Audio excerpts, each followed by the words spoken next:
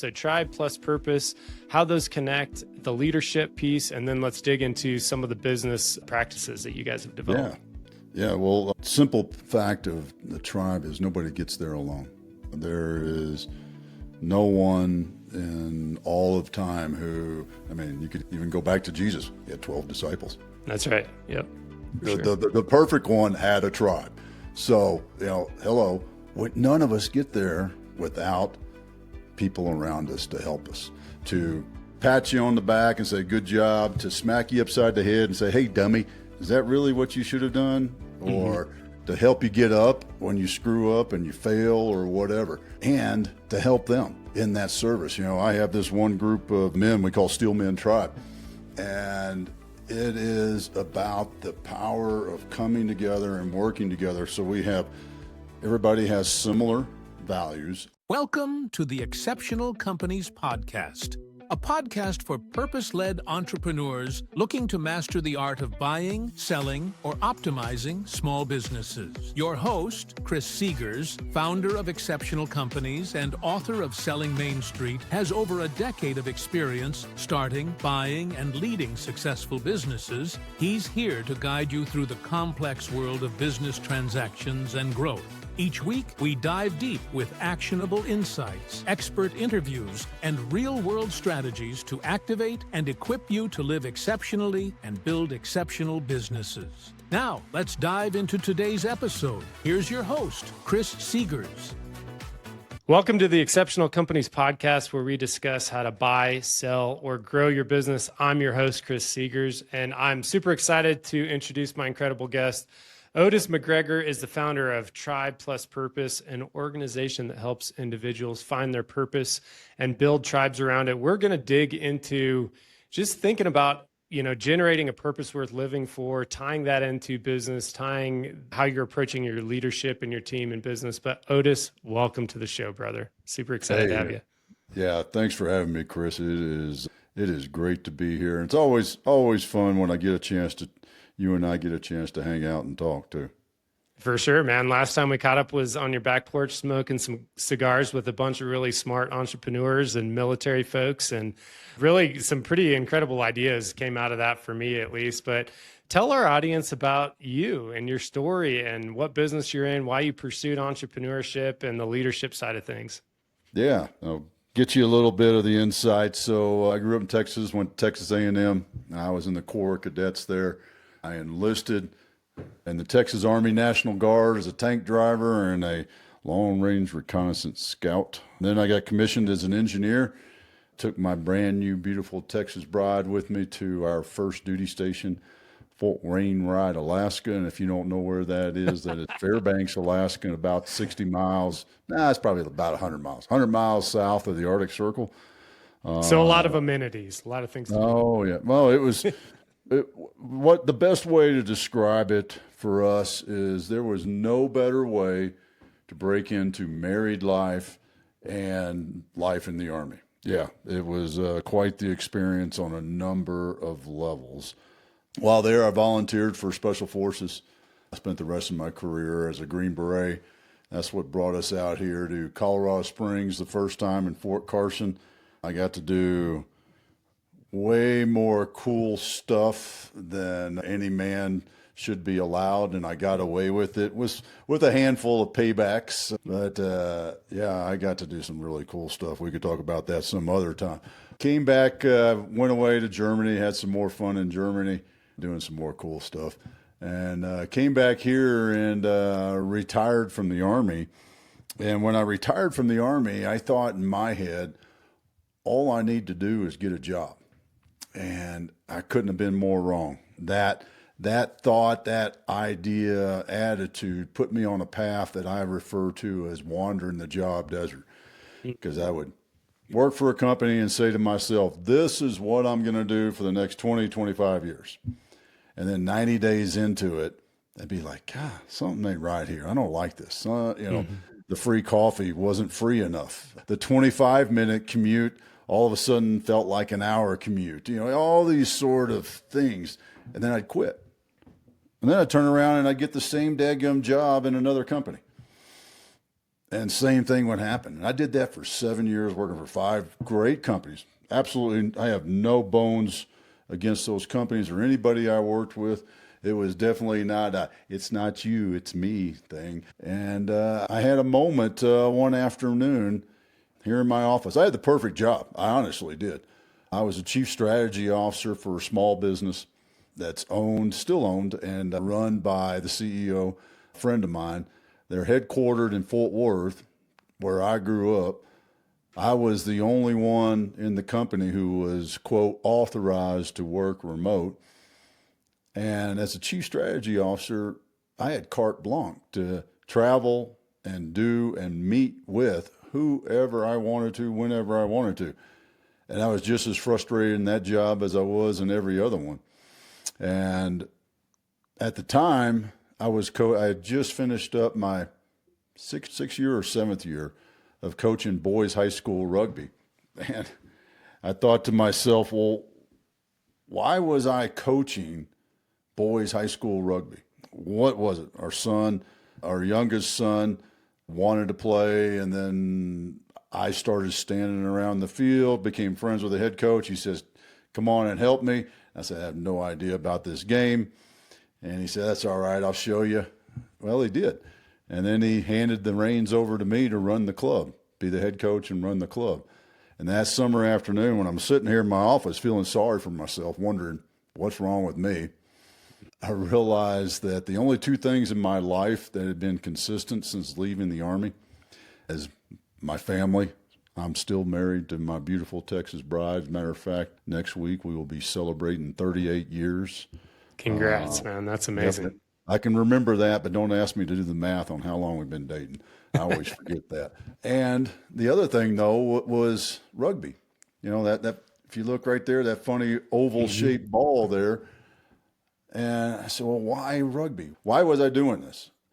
And I took rugby, this boys high school rugby club, and I said, well, what are the main components to me? And I broke it into these main components. And the first one's the game. Now that I know it, I love it. It's an amazing, beautiful game of physical effort and teamwork and strategy. The second piece was the boys. Because it was a club sport, when I became the head coach, our house became the clubhouse, which meant that Miss Suzanne and I had an adopted extra 35 sons in and out of our house all the time, and we loved it. And I truly look at them as sons. I just talked to one of the boys yesterday who graduated about 10 years ago, catching That's up great. with him. But the third piece was what I realized was really the key piece, and that was being their coach, teaching, mentoring, guiding them, pushing them to achieve what they didn't think they could achieve, and holding them accountable to do what they said they were going to do. And when I took that idea and I started talking with some friends of mine, and I got introduced to this thing called executive coaching, business coaching, and I took back to the job desert. So not only, because I'm a glutton for punishment apparently, so not only was I working for companies and then not liking it, when I would quit the company, I would consult, doing the same thing that I just quit, doing the same thing to companies I didn't want to work for as a business development guy. Yeah, that's how much of a slow learner I am. Well, I took that consulting business and I pivoted it into Tribe and Purpose to get us where we are today as a leadership and team building company to help businesses grow. On that, Otis, why was it different? Why was it different from being inside the business, doing probably similar things as a strategic officer, helping people grow and lead and acquisition opportunities, growth opportunities? What turned the switch inside your head to say, hey, I should be doing this instead of that? You know, when it first happened, I wasn't really that clear on it. But in the years past, in reflecting on it, what I help others understand now is my values were not aligned with the business's values. Interesting. And I was also, so not only was I not aligned with the values, or they didn't have defined values, which was generally speaking true for all of them. Yep. I did not align with their purpose, or a couple of them would play the mission statement game, and that's not really a purpose. We can dive into that. And then I didn't see myself, ironically, even though I would say it out loud, I didn't see myself in that company in 5 years. So as I thought about where I wanted to be in 5 years and who I wanted to be and what I wanted to be doing, it wasn't there. So I had 3 strikes. And, looking back on each one of those companies, it was the right choice to leave them. 'Cause I would have become what happens to a lot of military guys, especially a little bit more senior, is they take the uniform off and they wander and become oxygen thieves because they have no purpose, no drive. When they take the uniform off, they've lost their identity, they've lost their purpose. Well, I fortunately had something boiling inside of me to keep me from becoming that, because it's very easy to do. There's nothing wrong with it, by the way. If you do it intentionally, by the way, I'm a big believer in doing things intentionally. And if you do it intentionally, then good on you. Yeah, for sure. But if you're just wandering the job desert and kind of doing what bouncing from job to job, going, I don't know, man, what's wrong with this? Oh, that one's cool. Oh, that one's cool. And no, that sucks. And, you ain't doing it intentionally. You're just going through the motions in life. So I want to dig into purpose. Let's split these up, because the first time I met you and I looked at your website, I was like, oh, this guy and I are going to be friends, because 2 of the biggest focuses that we have, both as my wife and I and as our businesses and family enterprise, is really a clear, defined purpose, and then magnetizing the people around us that are super excited about that vision. So our purpose is activate and equip others to live exceptional lives. And we do that in every one of our businesses through serving people, right? And providing tools and resources. But as you think about purpose, and I think it's really interesting to tie this into business and military. So I just had a meeting with a guy who left the military 5 years ago, brilliant thinker, leader. We're going to do some work together. And his experience and your experience is very similar to people that sell their businesses. And so when we help somebody sell their business, a lot of our coaching is around identity shift. So your identity has been for 50 years, 40 years, 35 years, I am a business owner and I'm successful and I own a $10 million whatever business. And all of a sudden, tomorrow when we sell your business, your identity is not that anymore. And so sellers, just like people that leave the military, have this period where they try to figure out, who am I? And maybe they drink too much or golf too much or, whatever, right? They try to fill this hole instead of saying, well, okay, I always have an ingrained purpose. And for me, I believe our purpose is to serve in some form or fashion. And so if you can just trade. Purpose unless you are serving, by the way. That's right. The way I define it. Yes. 100%. So let's dig into that and how you really kind of identified these 2 core areas that you wanted to coach on. Yeah. First off, my purpose is to create a legacy of great leaders, because we believe that great leaders create great organizations. And when we have great organizations in our communities, we have better communities. When we have better communities around the world, we are going to have a better world. That's my fuel. That's my purpose. That's what drives me. That's what causes me to get up and work out in the morning, because this morning I didn't want to, but it does. And then the other piece of that is, when you don't have a purpose, you don't have a direction. So I'm going to give you the Otis definition of purpose. I already told you part of it is purpose has to be tied to service, serving others, helping others, giving to others. The other thing that I believe about a purpose is your purpose can never be achieved. It is fulfilled. And there's a difference between achievement and fulfillment. Achievement, I can achieve a goals, I achieve my vision. They have an end state. A true purpose does not have an end state. It is the cup that never overflows and is never empty. You just keep putting more in and then drinking it down and fueling yourself and getting more and doing it again. That's the power of purpose. You hear me get excited when I start talking about it, because it's such a powerful way to live. Because when you live your life with intention in pursuit of your purpose, man, there's some days that suck, but you know what? You know that the next day is going to be better. You know that you're still moving forward in the direction that you need to be moving, that you've been called to move in, because each of us has a purpose.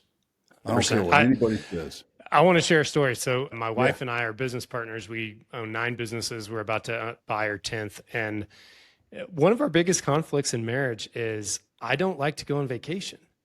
And so she was asking me the other day, she's like, man, I need, and I'm trying to honor her, right? Because I'm like, hey, I know you need rest. I know you need vacation. And she's like, why don't you? And I was like, I'm living my vacation.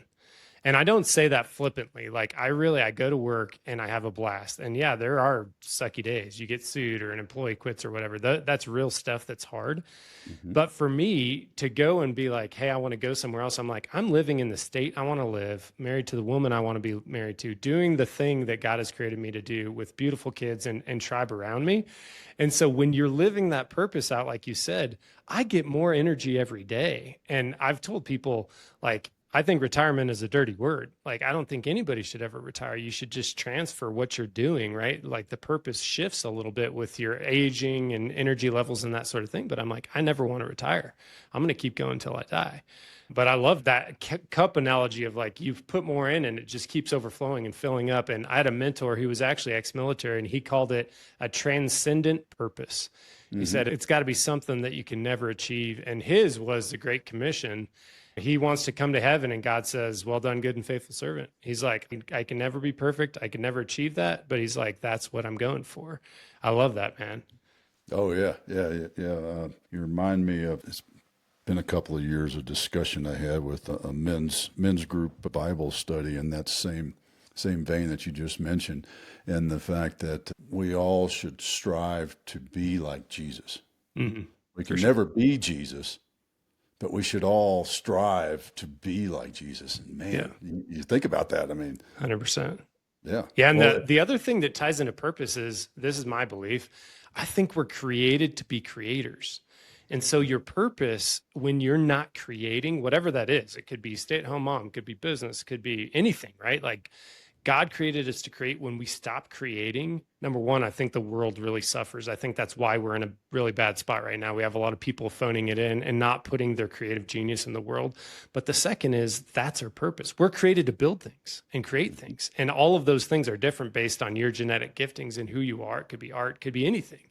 But when we stop that creation process, we can start feeling ourselves kind of shrink, and the world shrinks, right? Because it's like God created you to put your genius. If you don't do it, if you're phoning it in for 10 years, just goofing off and golfing, not that's a bad thing. But if that's not part of your creative genius, then like, I think you just start shrinking a little bit. So tell me a little bit about the tribe piece. So tribe plus purpose, how those connect, the leadership piece, and then let's dig into some of the business practices that you guys have developed. Yeah. Well, simple fact of the tribe is nobody gets there alone. There is no one in all of time who, I mean, you could even go back to Jesus. He had 12 disciples. That's right. Yep. The perfect one had a tribe. So, hello, none of us get there without people around us to help us, to pat you on the back and say, good job, to smack you upside the head and say, hey, dummy, is that really what you should have done? Or to help you get up when you screw up and you fail or whatever, and to help them in that service. I have this one group of men we call Steel Men Tribe, and it is about the power of coming together and working together. So everybody has similar values, aligned values is the term I like to use, which means we may be slightly off, but we align, right? They cross over. They're not separate entities. And then we have a desire, as we all should, to help others. And the way I always like to quantify it is the right fit should have 51% desire to help you and celebrate your success over their own success. I love it, man. Relational instead of transactional is how we've said it. Yeah.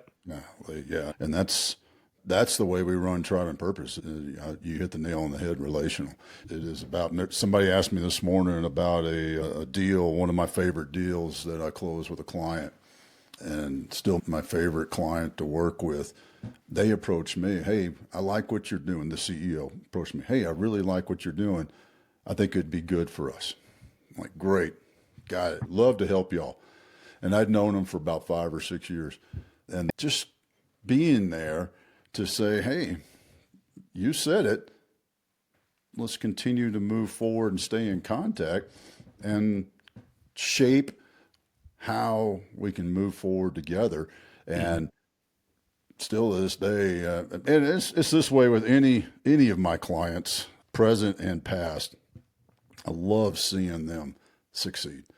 Just like, when I was coaching rugby, watching the boys, seeing the switch flip and going, Oh yeah. I understand rugby now. For sure. Getting an award, or, guys would always, the kids and some of the parents would always give me a hard time because I didn't celebrate when we won a championship. I'm not the coach jumping up and down and hooping and hollering and everything like that, because I just got so much joy watching the boys celebrate. Yeah, for sure. Seeing them enjoy that achievement, that success. That again, and this is before I had that clarity in my purpose, but that's what I was doing. I was excited to see them, and I enjoyed seeing their success, their leadership roles created. I love it, man. So let's go a little tactical, because I think this is really important. So we have two tools that we use with our clients and with our team. One's called the Clarity tool, and one's called the One-Page Life Plan. And so in the Clarity tool, we have an exercise for identifying your purpose, core values, and really like driving before you decide, hey, where you're going, let's get clear on who you are, et cetera. How would you suggest a person go about generating a purpose statement for their life or business? How would you coach somebody through that? Yeah. Well, my favorite method that I teach all of our clients is through passions. So what I have them do, I use the analogy of when I was coaching boys high school rugby, and I broke it into those three main components. Well, what I have my clients do is get blank sheets of paper and list out at least 5 things they're passionate about. And what a passion is, the difference between a passion and a purpose. Passion is something that is, we'll call it temporary, right? And temporary is relative, but it's something you have fun doing, and you are energized doing it. And that when you're done doing X, you're like, oh, let's do it again. Or you look at your watch and go, holy crap, it's midnight? That sort of thing. That's what a passion is. So you take these sheets of paper and you write that passion. You describe that passion at the top of the page. And then you break it into at least three, if not 5 components. Big things, like I said, for rugby, the game, the boys, the coaching, right? You do that under each one of those. So you do this in each one. So now I've got 5 sheets of paper that have, let's just say, 5 components under each. Now you're going to take that, and now we're going to do some math now, because we're going to put it on a spreadsheet, a table. We're going to put the title of the purpose, and then we're going to fill in each of those components. Then we're going to step back and look at that, and you know what we're going to see is a trend line, a connective tissue, if you will, between every one of those passions that is you. And that connective tissue helps you to define what your purpose is. So when you get that, for some reason, I always think it has to be a wave. So For sure. Your purpose trend line comes out. I'm over here on the right-hand side. And now that I've got whatever it is, creating leaders, I love leadership. So if it's leadership is the trend line, then I got to tie what we talked about earlier, and that is service. How does service tie to leaders? Well, we create leaders, and then the outcome that I discussed about creating a better world. When you start to put those pieces together, now you have a idea, but nothing is certain until you test it. And the only way to test it is to start to live in it. So your purpose is this overarching umbrella that everything you do in life should fall into. And if you're outside of your purpose, it should feel off. Yeah, for sure. It should feel harder to do. Yep. So everything I do, if I'm in pursuit of this purpose that I've just defined and it feels good, and I want to do some more, and I wake up in the morning and my back hurts, my feet hurt, my head hurts, all these sort of things. And I go, well, I got to work out, because I know when I work out, I show up better in my purpose. So then I For get sure. up because that's what's pulling me out. Now, if I'm thinking I got to work out because the doctor told me to, it's not aligned with my purpose. For sure. 100%. And I love what you said, which is basically it's an iterative process, right? So I mean, maybe some people get it first try, but I didn't. I mean, it's kind of a 10-year process where we were starting to talk through that. And even our purpose, activate and equip others to live exceptional lives. We started, really, it was kind of this activation. And then I was like, I don't want to be like this personal development guru that just gets people fired up, right? If I'm activating, but I'm not equipping, well, then what's going to happen, right? If I'm not giving them tools and resources to actually improve it. And then I was like, well, what am I trying to do? I want everyone to have the richest life God could have given them, which I define as the exceptional life. That's why our companies are called exceptional companies, because I really believe God created us all for the same thing, which was to live these beautiful lives. And so if we can activate and equip and help people do that, both in business and personally, that, I mean, you never work. Like I said, I'm on vacation every day. But I think that's that process where you're working through it and you might be like, well, it's not really this, it's a little more of this. And then you get to that point where you're like, oh, this is it. Like it's in your genetics, right? Like your body knows it, your spirit knows it, your mind knows it. You're like, whoop, this is it. This is what I was created to do. And that's why it's so fun. And you have bad days, but not most days. Like even in the suck, I'm still like, this is still awesome. This is still what I was most supposed to do. Okay, let me ask you a little bit Let different. me say one more thing about that. Yeah, Maybe, go for it. maybe this is Absolutely. where you're going. Because some people have this belief that their purpose has to put money in the bank account. It doesn't. Back to my reflection of what I was doing after leaving the Army, I used to tell people that the only reason I work for Acme Bricks Incorporated is because it affords me the opportunity to coach rugby. And in that reflection, when I finally came to the clarity in my purpose and understood what my purpose was, I realized back then what I was doing. I was using a paycheck to fulfill something I was passionate about. Yep. Too many people get wrapped around the axle and say, sure, Otis, it's easy for you because your purpose is your business and you're making money off of it. My purpose is whatever, right? And, I work for Lockheed Martin and they don't pay me to do that. Okay. Well, but you can use that.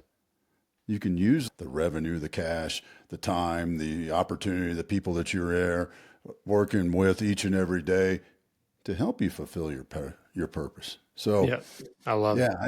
I feel like there's too many people that give up on having a purpose because they can't do the math on, I got to put food on the table and roof over the head, and that's not my purpose. Like, okay. Yeah, there's a beautiful book, actually one of my favorite books I've ever read. It's called The Creative Act by a guy named Rick Rubin. And he talks through that, right? Like he's like, we're all creators, but here's some different models, mental models around thinking how to tie in your passions, your purpose. And, maybe it is like you won the lottery and you get to do what you love to do every single day, which is me. Like I note that, like, or maybe it isn't, but that doesn't change the fact that everybody has a purpose. So I love that delineation. Do you like what you hear so far? Make sure you never miss an episode by clicking the subscribe button now and check out our website, www.excoadvisors.com. This podcast is made possible by listeners like you. Thank you for your support. Now, back to the show. Okay, let's change gears a little bit and let's stay in kind of the tactical. So we coach a lot of young entrepreneurs. We probably get, 5 calls a week of folks that are like, I want to buy a business. This is a huge, hot kind of social media influencer space right now, which I believe buying a business is one of the greatest places you could build wealth if you're going to do the hard work. What's some advice or areas of focus for younger entrepreneurs, right? You're a coach at heart, right? So you think about these rugby kids or just any young person as they're going into kind of the mid part of 2025. What's something that you're bringing up as a theme to these guys that are calling you and saying, hey, Otis, man, life's crazy. We got all this chaos. What's some counsel you've given them or some wisdom? The most important thing is to realize what your most precious asset is, and that's your time and where you spend your time. back to the statement I said earlier, living your life with intention in pursuit of your purpose. Well, if you're not in control of your time, then you're not being intentional in your life. So you got to understand where you're spending your time and why you're spending your time doing X, Y, Z. And that goes everything from the meetings to the white space to the Netflix binge to the books that you're reading, whatever it is. It should be controlled by you. You should make the decision in what you do and how you spend your time. And that right there, my friend, is the most difficult thing for everybody, because especially a people pleaser, somebody who loves to help people, is they lose control of their time. They open up their calendar and people fill it up. And then they wonder, well, why do I feel so frustrated and burned out? And it's because they're not controlling their time. They're not using their time in pursuit of their purpose. Now, there's lots of other things strategically when we start to think about, one of my favorite exercises for my clients to go through, I always start them off with, is the ideal day. So what is your ideal day 5 years from today? Because that's real, right? Put it on the calendar sort of thing. And once I have that, then I can plan off of that. And I can take that and then I can come to the point where, all right, now how am I managing my time? How am I managing my life? Because I also don't believe there's such a thing as a work-life balance. That's a cop-out. I 100% believe it's a cop-out. It's an easy, touchy, I don't know. There's lots of other. It's a catchphrase. Yeah. For sure. It's all life, dude. It's all life. And if you don't know how to manage your life and prioritize and shift priorities and what's important this week and what's important tomorrow, and that's how you live your life with intention and pursue your purpose. Yeah, for sure. Absolutely. And life is seasonal. So, I mean, you might be balanced for a little bit and then you go through a season where it's all chaos and you had zero control over it. I agree with that. And going back to the intentionality, I'll probably alienate half my listeners with this, but I believe, yeah, exactly. It's always half on one side, on the other. I believe, man, like we've bought a lot of lies in society. And one of the things that I think we've bought is this overscheduling. And the direct application is, we've got 3 kids. They're in sports. I love sports. However, I've been really pushing back on parents that are like, we're going to do all the things and this and that. And because sports is the greatest thing. And I'm like, okay, yes, sports have a ton of utility. But I said, but at one point, does you playing every single sport damage your marriage or damage the relationship with your kid, which is much more important than them, going to some travel thing. So I've really said, like, we've got to start questioning how much is too much. Where is the diminishing returns? Like you said, how are we spending our time? If I'm not seeing my wife and my kids, but they're playing sports, and then in 12 years they're out of the house, I'm like, wow, that was a ruined attempt as a father. Now the sports are a utility. That's why I coach baseball, but I don't coach because of the sports. I coach, like you said, it's the life lessons and seeing these kids push past their limiting beliefs, both physically and mentally. But anyways, I agree 100%. And people all the time, I mean, this is such a common thing. People are like, how do you do all the things you do? And I'm like, I have so much time. Like literally today, I spent an hour just thinking, nothing. Like I woke up, got to the office at 7:30, spent from 7:30 to 8:30 thinking. They're like, I don't have enough time. And I'm like, well, how much are you on your phone? Like how many hours of Netflix are you watching? And then pretty soon you're like, you do have enough time. God created us with the same 24-hour day. Like it's the same amount of hours. Yeah. So I love that. Okay. So we're kind of wrapping up a little bit, but I want to keep going with a few more questions. So if you could share a tool, a book, a resource that was a game changer for you personally, or for one of your clients or your son, or, one of the boys you've coached or clients you've coached, what are some of your go-tos that you're like, I always bring this up? Man, the book called On Selling by Mark McCullough. I read that 10, 12 years ago, and it just blew my mind because I had the vision, as most of us in America had this perception that salesman meant slick back, oily hair, cheap leisure suit, trying to get over on a used car deal to some young couple or young soldier that can't afford it, right? That's the image I had. And I read that book and I was like, holy crap, I've been a salesman my whole life. That's how I had success in the military. I sold my capability. I sold my ability. I sold my team's ability. Yeah, it's that right there was a huge book for me. You know, you could throw in some others. You know, I'm a Stoic. I love Marcus Aurelius's Meditations. Oh, yeah. That's a great book, man. Yeah, That's on my side table of like a recurring read. Oh yeah, yeah. You know, there's a great line in a country song by Ray Wiley Hubbard in his song called "Conversation with the Devil." And if you haven't heard it, it's hilarious. Ray has this dream that he goes to hell, and he asks the devil, "What's the true religion?"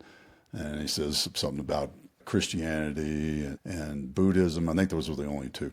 And the comment that I always sticks in my head was, Jesus wasn't a Buddhist, but he would have made a good one. I think the same thing. Jesus wasn't a Stoic, but he would have been a good one. That's right. I mean, when you look at the Bible and you look at Stoicism, I mean, talk about complimenting. Wow, where were we? Books. Yeah, tools, resources. No, those are both good, man. Those are really good. Yeah. I'm reading a pretty interesting book right now called, oh man, I'm going to blank on it now. Oh, I think it's, yeah, exactly. It's, Unreasonable Hospitality.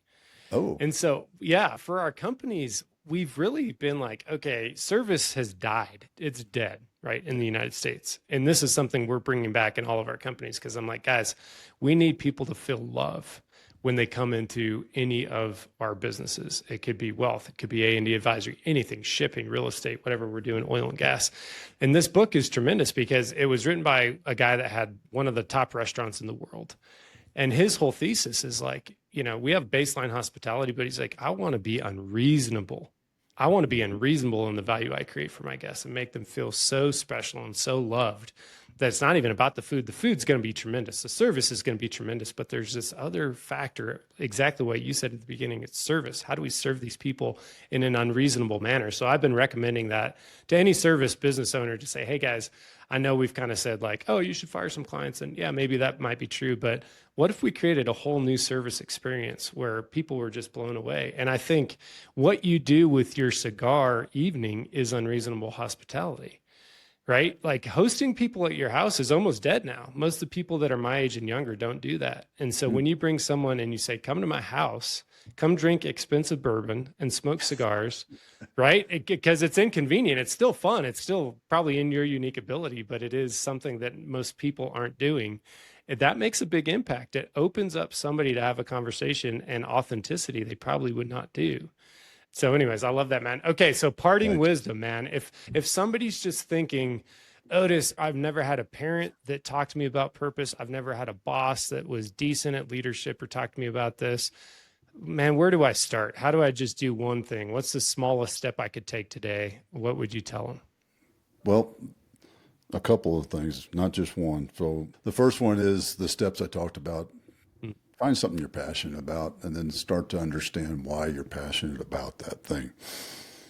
And then if you want something, a resource, our YouTube channel, 10X Your Team, is an amazing resource. We've been doing, Camden, my son, and I have been doing podcasts for 6 years now. We've got 420 podcasts with amazing entrepreneurs and business people and just all around great, solid folks on our show. So that's part of it. Then we also share our live monthly master classes and other leadership lessons. And then talking about whiskey and cigars, there's my whiskey words.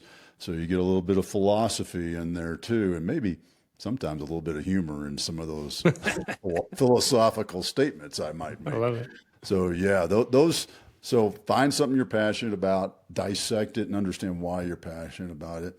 And if you want more resources, subscribe to our YouTube channel, because there's just, I have no idea how many videos are on there because Camden keeps track of all that, but there's a lot.